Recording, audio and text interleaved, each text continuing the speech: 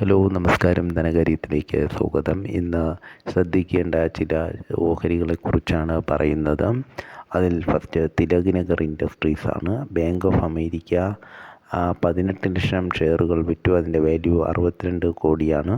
അടുത്തത് വാറേ എനർജിയാണ്. അതിൻ്റെ ലിസ്റ്റ് ചെയ്തതിന് ശേഷമുള്ള ആദ്യത്തെ ത്രൈമാസ ഫലത്തിൽ 15% വർധനവോടുകൂടി 362 കോടി രൂപയുടെ ലാഭമാണ് ഉണ്ടായത്. അടുത്ത് നോക്കാനുള്ളത് അശോക ബിൽഡിക്കോൺ ആണ്. നഹായിയുടെ പ്രോജക്റ്റ് ഏറ്റവും കുറഞ്ഞ ടെൻഡർ തുകയായ 2791 കോടിക്ക് അശോക ബിൽഡിക്കോൺ ഏറ്റെടുത്തു. അടുത്ത് നോക്കേണ്ടത് PG ഇലക്ട്രോപ്ലാസ്റ്റിക് എന്ന കമ്പനിയാണ്. ഇത് സ്പിറോ മൊബിലിറ്റിയുമായി ഒരു എഗ്രിമെൻ്റ് ഉണ്ടാക്കി.